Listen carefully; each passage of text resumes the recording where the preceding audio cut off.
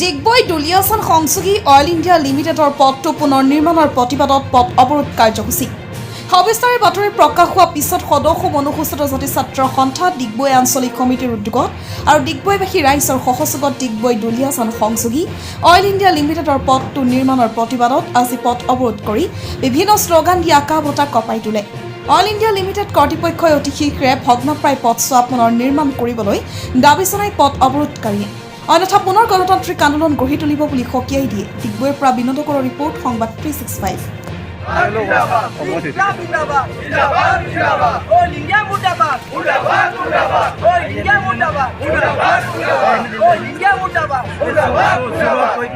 সমিতিৰ উদ্যোগত আজি যিটো প্ৰতিবাদী আমি অৱৰোধ কাৰ্যসূচী গ্ৰহণ কৰিছোঁ, সেই উদ্দেশ্যই হ'ল যে ৰাইজৰ সুচল পথে অহা যোৱাৰ ব্যৱস্থা কৰিবলৈ সোনকালে 6-7 মাহ ধৰি ৰাইজে জলাজীৱন ভুগি আছে।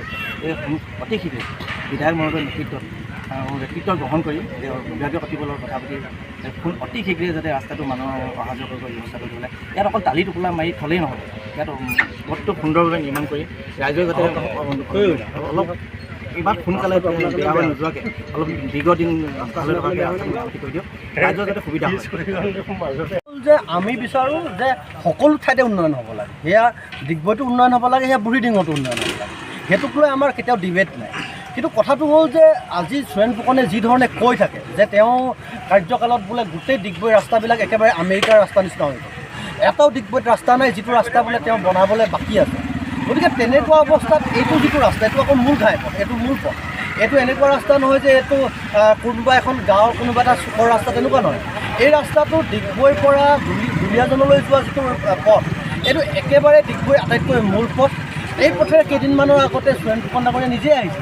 আচলতে তেওঁলোকৰ গাড়ীবিলাক যিহেতু ডাঙৰ গাড়ী, মানে দামী গাড়ী, গতিকে চাগে তেওঁলোকে ৰাস্তাটো বেয়া হোৱাটো গম নাপায়।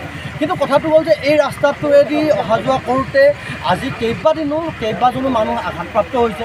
মানুহ মটৰ চাইকেলৰ পৰা পৰিছে এই বেয়া ৰাস্তাটোৰ কাৰণে, মানুহ বেটেৰী ৰিক্সাৰ পৰা পৰিছে, বেটেৰী ৰিক্সা বাগৰি গৈছে। গতিকে এনেকুৱা এটা বিপদজনক পথত যদি তেওঁ দেখি পোৱা নাই, যদি তেওঁলোকে কয় যে আমি ৰাস্তাবিলাক বনাই শেষ কৰিলোঁ, তেনেহ'লে মই ভাবোঁ যে তেখেতৰ নিশ্চিতভাৱে কিবা বিকৃতি ঘটিছে। তেখেতে হয়তো চকুৰে নেদেখা হৈছে বা তেখেতৰ যিবিলাক মানে স্নায়ু, তেখেতে মানে গম নোপোৱা হৈছে ৰাস্তাটো ভাল ৰাস্তা কোনটো, বেয়া ৰাস্তা কোনটো। গতিকে আমাৰ স্পষ্ট কথাটো হ'ল যে বিধায়ক মহোদয়ে এই ৰাস্তাটো পকীকৰণ কৰি দিবৰ কাৰণে ব্যৱস্থা গ্ৰহণ কৰিব লাগে, যাতে ৰাস্তাটো অতি সোনকালে মেৰামতি হয়। আজি আপোনাৰ ঘৰৰ পৰা ডিগবৈ টাউনলৈকে কেই কিলোমিটাৰ? মাত্ৰ 2-3 কিলোমিটাৰ হ'ব। কিন্তু এই 2 কিলোমিটাৰ আহিবৰ কাৰণে এতিয়া আমাক আধা ঘণ্টামান সময় লগা হৈছে। গতিকে এনেকুৱা এটা বিপদজনক পথত আমি অহা যোৱা কৰিবলগীয়া যে গোটেই ছাত্ৰ ছাত্ৰী, আপুনি চাব যে এইফালে গোটেই ল'ৰা ছোৱালীবিলাক মানে টাউনত স্কুলত পঢ়িবলৈ এইফালে যায়, এইটো ৰাস্তাই যায়।